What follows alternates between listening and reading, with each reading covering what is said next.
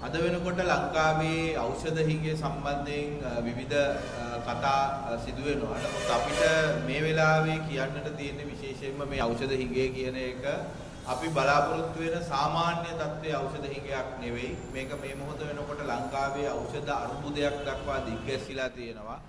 නමුත් පුදුමයට කාරණාව මේක සම්බන්ධයෙන් උත්තරයක් දෙන්න, මේක සම්බන්ධයෙන් කතා කරන්න, මේක සම්බන්ධයෙන් ප්‍රතිපත්තියක් හදන්න, මේක සම්බන්ධයෙන් වගකීමෙන් සාකච්ඡා කරන්න තවම කිසිදු පාර්ශවයක් සූදානම් වෙලා නැහැ කියන එක තමයි අපිට පේන්නේ.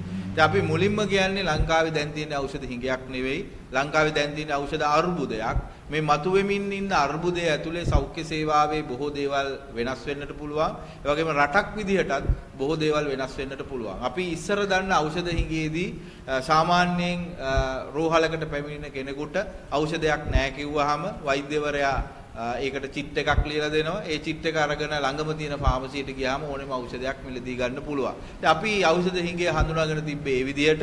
වෛද්‍යවරුත් කැමති එහෙම යනවට, රෝහල් කාර්ය මණ්ඩලයත් කැමති එහෙම යනවට, සෞඛ්‍ය අමාත්‍යාංශයත් කැමති එහෙම යනවට, ඒ ෆාමසියේ ඉන්න මහත්තුරුත් කැමති එහෙම එනවට. ඉතින් ඒ නිසා ඒක අපි හිඟයක් කිව්වට ඒකේ කිසිදු ගැටලුවක් තිබ්බේ නැහැ. ඇති හැකි අය Tamanට අවශ්‍ය ඖෂධය මිලදී ගත්තා. නමුත් දැන් මේ මොහොතේ මතුවලා තියෙන ඖෂධ අර්බුදය ඒ වගේ සරල දෙයක් නෙවෙයි. ඔබ එහෙම ඖෂධ නැහැ කියලා එළියට යනකොට එළියේ එක්ක ඖෂධය නැහැ. එහෙම නැත්නම් ඒ තියෙන ඖෂධය සඳහා ඔබට ඩීසල් පොලිමේ, ගෑස් පොලිමේ, පෙට්‍රල් පොලිමේ ඉන්න වගේ පොලිමක ඉන්න සිද්ධ වෙයි ඖෂධය අරගෙන එන්න. මොකද මේ ඖෂධ එළියේ තරංගකාරී මිලක් තියෙනවා. ඒ තරංගකාරී මිලට ගෙන්නන්නේ සමාගම් කිහිපයක් විතරයි. ඒතකොට මේ සමාගම් කිහිපයට අතිශය භයානක ඒකාධිකාරයක් හිමි වෙනවා. ඒතකොට ඒ ඒකාධිකාරය යටතේ මේකේ මිල විශාල විදිහට ඉහළ යනවා සහ ඕනෑම වෙලාවකට ඒ මිල ඉහළ දැමිය හැකි. ඔබ හිතන්න ඖෂධ පෙට්ටි 10ක් තියෙනකොට 20ක් ඉල්ලුම් කරන්න එනවා නම් ඔවුන් මිල දෙගුණ කරත් ඒ ඖෂධය මිලදී ගැනීම සඳහා පොලිමක ඉඳලා අපිට ඔවුන් කියන මිල වියදම් කරන්නට වෙනවා. ඉතින් මේක චිත්‍රයක් විදිහට අපි මවා ගත්තොත් මේක සාමාන්‍ය ඖෂධ හිඟයකට එහා ගිය ඖෂධ අර්බුදයක්. මේ අර්බුදය සඳහා අද වෙනකොට උත්තර දෙන්න කෙනෙක් නැතිවීම සහ සැලසුමක් හදන්න කෙනෙක් නැතිවීම තුළ මේ අර්බුදය වඩාත් භයානක පැත්තකට යොමු වෙලා තියෙනවා. උදාහරණයකට අද වෙනකොට ඩොලරය පාවීම ඇතුලේ මේ ඖෂධ ගෙන්වීමේ මිල 30%ක හෝ 40%ක වගේ මිලකින් ඉහළ යනවා. ඒ වගේම අමුද්‍රව්‍ය මිල මේ වෙනකොට ඉහළ ගිහිලා තියෙනවා. වෙන එකක් තියා අපේ ලංකාවට මේ වෙනකොට නැව් එන්නේ නැහැ.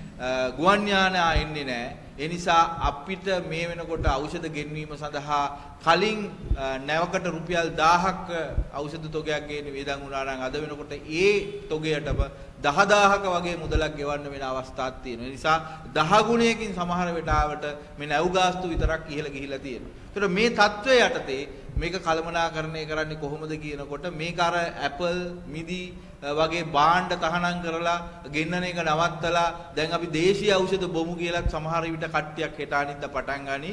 නමුත් අපි පැහැදිලිවම කියනවා මේක ඇතුලේ සිද්ධ වෙනිමින් තියෙන්නේ විශේෂඥ වෛද්‍යවරුන්ට තමන්ගේ ප්‍රතිකාරය මුදල් තියෙන ප්‍රමාණය අහලා තීරණය කරන්න වෙනවා. තමන් හදවත් රෝගියෙකුට රෝහලකට ගියාම විශේෂඥ වෛද්‍යවරයා ඔබෙන් අසාවි ඔබට කොච්චර සල්ලි තියෙනවද? ඔබට සල්ලි නැත්තම් මට කරන්න වෙන්නේ මෙච්චරයි.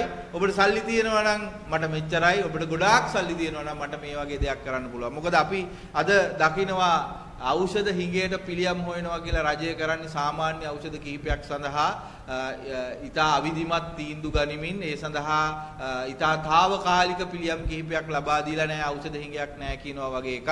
ඒ වගේ මේගොල්ලෝ මතු කරනවා ඉන්දියානු ක්‍රෙඩිට් ලයින් එක හරහා මේ ගැටලුව විසඳන්න පුළුවන් කියලා. මේ කාරණා දෙකෙන්ම පේන්නේ අපි ඉස්සරහදී සෞඛ්‍ය අමාත්‍යාංශය ඇතුලේ පාවිච්චි කරන්නේ සාමාන්‍ය ඖෂධ පමණයි. සුවිශේෂිත අත්‍යවශ්‍ය ඖෂධ අපිට සෞඛ්‍ය අමාත්‍යාංශයට හම්බ වෙන්නේ නැහැ. ඒවා ගන්න ෆාමසියට යන්න ඕනේ කියන එක තමයි මේකෙන් කියවෙන්නේ. අදටත් ටෙනෙක්ට ප්ලේස් වගේ ඖෂධයක් ගත්තාම මේ ඖෂධය අද වෙනකොට හොයාගන්න නැති වෙලා තියෙනවා. ඒතකොට මේ ඖෂධය ලබා දෙනවද නැද්ද කියන එක වෛද්‍යවරයා තීරණය කිරීම මත එහෙම නැත්නම් රෝගියාට ලැබීම මත හදවත් රෝගියෙක්ගේ ජීවිතය බේරෙනවද නැද්ද කියන කාරණාව පිළිබඳව විශේෂ තීන්දුවක් ගන්න වෙනවා. නමුත් ඒ රෝගියා සමහරට ඒක දන්නේ නැහැ. මට මේ ඖෂධය නැති නිසා තමයි මට ඉක්මනින් මේ යන්න වෙන්නේ කියලා ඔහු දන්නේ නැහැ. සමහරට ඔහුට කියන හේකුත් නැහැ. ඔහුගේ ආර්ථික වත්කමක් නැත්තම්. හැබැයි මුදල් තියෙන කෙනෙකුට කියයි මේක මෙන්න මෙච්චර ගහනකට අහවල් තැන තියෙනවා. අරන් ආවොත් අපිට මේක දෙන්න පුළුවන් කියලා. එතකොට අපේ රටේ සෞඛ්‍ය සේවාව ඇති හැකි ප්‍රමාණය අනුව තමන්ගේ ට්‍රීට්මන්ට් එක එහෙම නැත්නම් තමන්ගේ ප්‍රතිකාර විධික්‍රමයේ වෙනස් වෙන තත්වයකට පරිවර්තනය වෙන අරුබුදයකට අපි මුහුණ දීලා තියෙන්නේ. මොකද ඉන්දියානු ක්‍රෙඩිට් ලයින් එක හරහා අපිට ගන්න පුළුවන් සාමාන්‍ය ඖෂධ විතරයි. 80%ක් සුවිශේෂිත ඖෂධ එන්නේ ඉන්දියාවෙන් නෙවෙයි වෙනත් රටවල් වලින්. එතකොට ඒ ඖෂධ ගෙන්වීම සඳහා ඉන්දියානු ක්‍රෙඩිට් ලයින් එකට හැකියාවක් නැහැ. ඒ කියන්නේ රජයේ රෝහල් වලට ඒවා ගෙන්වා ගැනීමේ අදහසක් මේ වෙනකොට තියෙන සැලසුම් වලට අනුව අපිට පේන්නට නැහැ. ඊළඟ එක තමයි අපිට වාර්තා වෙනවා මේ වෙලාවේ රජයේ ඖෂධ මිලක් පා කරන්නට යනවා. ඒතර මේ වෙනකොට රජය ඊටාම රහසිගතව සාකච්ඡා කරපු සාකච්ඡාවලට අනුව අපි මේක හිතන්නටත් කලින් ඖෂධ මිල 29%කින් ඉහළ දාලා තියෙනවා. මේ ඖෂධ මිල 29%කින් ඉහළ යාම කියන එක ඇතුලේ අපිට වැඩි වෙන්නේ රුපියල් 29ක් වගේ එකක් නෙවෙයි. මේ ඖෂධ මිල මෙතනින් එහාට පාලනය නොවන තත්වයකටපත් වෙනවා. ඒ හරහා රජයේ රෝහල් වල නැති වෙන ඖෂධ අනිවාර්යයෙන්ම අපිට වෙලෙන්දන් එහෙම නැත්නම් සමාගම් කියන මුදලට ලබා දෙන්න සිදු වෙනවා. ඒක අපිට නවත්වීමේ හැකියාවක් නැහැ. නිසා ඉදිරියේදී ප්‍රධාන ඖෂධ, විශේෂ ඖෂධ, සුවිශේෂී ඖෂධ විශාල ප්‍රමාණයක් පාලනයකින් තොරව අඩුම තරමේ 3 ගුණයකින් මිල ඉහළ යාමේ හැකියාවක් තියෙනවා. ඉතින් ඒ නිසා මේක භයානක ප්‍රතිඵලයක්. ඒ නිසා අපි දකිනවා තාමත් ඖෂධ මිල තීරණය කිරීමේදී ලාභාංශ ඉතා විශාල වශයෙන් යොදා ගන්නවා. මේ ලාභාංශයෙන් වැඩි කොටසක් ඖෂධ ලියාපදිංචි කිරීමේ මහත්තුරුන්ට දෙන්න වෙනවා. ඖෂධ ලියන මහත්තුරුන්ට දෙන්නට වෙනවා. ඖෂධ සම්බන්ධයෙන් බෙදා හරින මහත්තුරුන්ට දෙන්න වෙනවා. සමහර සෞඛ්‍ය අමාත්‍යාංශයේ නිලධාරී මහත්තුරුන්ට දෙන්න වෙනවා. එතකොට ඖෂධ නිෂ්පාදන කරුවෙක් හරි ඖෂධ සම්බන්ධයෙන් බෙදා හරින කෙනෙක් හරි තමන්ගේ ලාභාංශයේ හදලා තියෙන්නේ මේ සියලු දෙනාට පගාව කොමිස් මුදල් ලබා දීම සඳහා. ඉතින් අපි දිගින් දිගටම ඉල්ලනවා ජනාධිපතිවරයාගෙන් කරුණාකරලා අඩුම තරමේ මේ ලාභාංශයෙන් භාගයක් අඩු කරගන්න පුළුවන් අපිට මේ කොමිස් මුදල් ඒ වගේම විවිධ පුද්ගලයන් සඳහා දෙන මේ අතයට ගනුදෙනු නවත්තන්නට පුළුවන් නම් ඍජුව රජයේ මැදිහත් වීමක් ඒකට ලබා දෙන්න පුළුවන් නම් කියලා. නමුත් අපිට ඖෂධ මිල අපේ රටේ මහ ජනතාවගේ ඖෂධ මිල ඉහළ දානවා මිස අද වෙනකොටත් ඒ ලාභාංශ අඩු කිරීම සඳහා ක්‍රමවේදයක් මිල පාලන ක්‍රමවේදයක් ඇවිල්ලා නැහැ. ඒ නිසා ලාභාංශ වැඩි කරමින් මිල ඉහළ දැමමින් මේන අරුබුදය ඇතුලේ එක පැත්තකින් අපේ රටේ නිදහස් සෞඛ්‍ය සේවාව ඇතුලේ අත්‍යවශ්‍ය ඖෂධ ගණනාවක් ඉදිරියේදී සදාකාලිකව නැති වෙන්න නියමිතයි. ඒ වගේම මේ අත්‍යවශ්‍ය ඖෂධ වලින් ප්‍රතිකාර ගන්න මේ රටේ මහ ජනතාවට අවශ්‍ය නම් ඇතිතරම් මුදල් තමන් ළඟ තියාගන්නට ඕනේ. ඒ තියාගන්න අයගේ මුදල් ප්‍රමාණය මත රෝහල් වල විශේෂඥ වෛද්‍යවරුන්ට තමන්ගේ ප්‍රතිකාර සැලසුම් කරන්නට වෙයි. ඒ ප්‍රතිකාර එක්කෙනෙකුගෙන් එක්කෙනෙකුට මුදල මත තීරණය වෙන ප්‍රතිකාරයක් බවට පරිවර්තනය වෙයි. ඒ නිසා අපි විශේෂයෙන්ම රජයට මතක් කරනවා මේ කාරණාව පිළිබඳව දැනුවත් පුද්ගල කණ්ඩායමක් පත් කරන්න වහාම දැනුවත් භාවයකින් යුක්තව මේක සාකච්ඡා කරලා මේකට පිළියම් හොයන්නට ඕනේ. මේකට යොදන පිළියම ස්ථිරසාර පිළියමක් දක්වා යන්නට ඕනේ. මොකද මේ ලංකාවේ අද මතුවලා තියෙන අර්බුදය හෙට අඩු වෙන එකක් නෙවෙයි. විශේෂයෙන්ම අපි එහිදී කතා කරන කාරණාවක් තමයි මේ රටේ ඖෂධ නිෂ්පාදනය.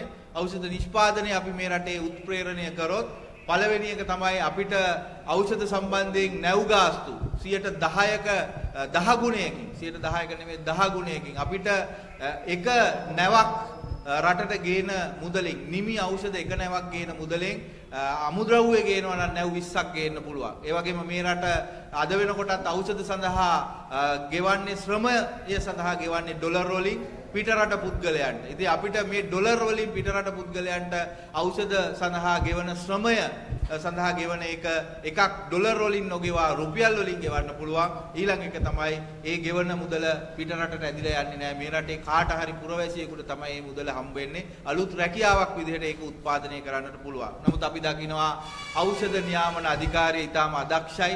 ඊටම අකාර්යක්ෂමතාවයි ඊටම ගතානුගතිකයි ඒ වගේම සමහර තැන් දූෂණයෙන් පිරීලා ඒ නිසා ඒගොල්ලෝ බලන්නේ මේ ඖෂධ නිෂ්පාදන සමාගම් වල පොඩි අඩුපාඩු හොයලා බලලා ඒ අඩුපාඩු පිළිබඳව ලොකු වාර්තා හදලා ඒ ලොකු වාර්තා පෙන්නලා ලොකු පගාවක් ගන්න විදිහේ ක්‍රමවේදයකට යන්නේ. නිසා අපි ජනාධිපතිවරයාගෙන් නැවත ඉල්ලනවා මේ ඖෂධ නියාමන අධිකාරිය ඇතුලේ හිර වෙලා තියෙන අලුත් ඖෂධ නිෂ්පාදන සමාගම් වල තියෙන තත්ත්වයන් වහාම පරීක්ෂා කරලා ඊටාම ශීඝ්‍රගාමී ලෙස මේ රටේ ඖෂධ නිෂ්පාදනය පටන් ගන්න. එහෙම වුණොත් මේකට ස්ථිරසාර විසඳුමක් ලැබෙයි. නැත්නම් අපේ රටේ සෞඛ්‍ය සේවාව ඊටාම නරක තත්ත්වයකටපත් වෙනවා. මේ ඖෂධ අඩුවීම ඖෂධ අරුබුදයක්. ඒ අරුබුදය විසඳන්නට නම් මීට වඩා විධිමත්ව දැනුවත්ව සැලසුම් කරන්නට ඕනේ කියන එක අපි අවධාරණය කරනවා. මේක වැඩි කරලා තියෙන්නේ මිලපාලන දේශපාලනයක් නෙවෙයි නේද? කණ්ඩායමතුමා කියන්නේ දේශපාලන මේ අතකසීමක් නෑ මිලපාල වැඩි කරලා. මේක මේ මිලපාලන කමිටුවක් ඉන්නවා. ඔව් මෙහෙමයි. දැන් ඖෂධ මිල ඉහළ දැමීම සහ ඖෂධ මිල ඉහළ දාලා ප්‍රශ්නේ විසඳීමට නම් මේ රටේ නිදහස් සෞඛ්‍ය සේවාවක් සහ රජයක් අවශ්‍ය වෙන්නේ නැහැ. පළවෙනි එක තමයි මේ ඖෂධ මිල ඉහළ යාම පෞද්ගලික අංශයේ ඖෂධ ඉහළ යාමක් පමණක් වෙන්නේ නැහැ. අද වෙනකොට සෞඛ්‍ය අමාත්‍යාංශය ඇතුලේ නිදහස් සෞඛ්‍ය සේවාව තියෙන රෝහල් ඇතුලේ ඖෂධ 50ක් 60ක් හිඟයි.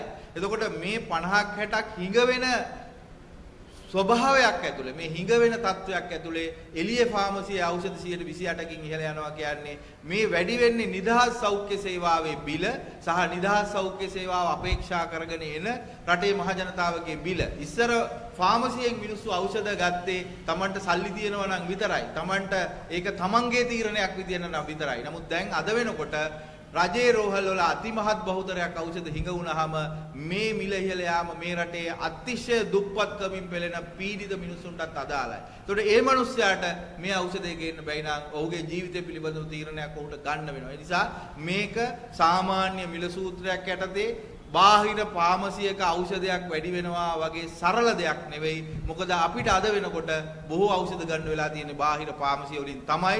ඒ නිසා රජයේ රෝහල් වල නැති ඖෂධ අපිට කොහොමත් ගන්න වෙන්නේ බාහිර ෆාමසිය වලින් තමයි. මේ වෙනකොට රජයේ රෝහල් වල ඖෂධ 50ක් 60ක් හිඟ වෙනවා. ඉස්සරහට ඒවා තවත් හිඟ වෙනවා. ඒ නිසා මේ මිල ඉහළ යාම ඉදිරියේදී ඖෂධ මිල පාලනයෙන් ඉවත් කිරීමේ ආරම්භයක් වෙන්නට පුළුවන්. මොකද මේක සඳහා සැලසුමක් නැත්නම් අවසාන වශයෙන් මේ ඖෂධ සමාගම් කියන ගණන් වලට මේ තත්ත්වය වෙළඳපොළ ඉඩ දීලා වෙළඳපොළ ඒකාධිකාරයට ඉඩ දීලා ඉන්නවා හැර රජයට කරන්න දෙයක් නැහැ. මොකද රජය සමාගම් පාලනය කරන්න ඉස්සෙල්ලා රජයට හැකියාව තියෙන ඕනේ තමන්ගේ සෞඛ්‍ය අමාත්‍යාංශය සහ තමන්ගේ රෝහල් පාලනය කරන්න. එතකොට තමන්ගේ රෝහල පාලනය කරගන්න බැරුව තමන්ගේ රෝහලට අත්‍යවශ්‍ය ඖෂධ ටික ගෙන්න ගන්න බැරුව තමන්ගේ රෝහලේ මිල පාලනය කරගන්න බැරුව තමන්ගේ රෝහලේ ඖෂධ නැතුව තියෙද්දි රජයට කිසිම සුජාත භාවයක් අහුවෙන්නේ නැහැ, හම්බ වෙන්නේ නැහැ. එළියේ ඉන්න ඖෂධ සමාගම් හෝ ඖෂධ ශාලා පාලනය කරන්න. ඒක තමයි ඇත්ත තත්ත්වය අද වෙලා තියෙන්නේ.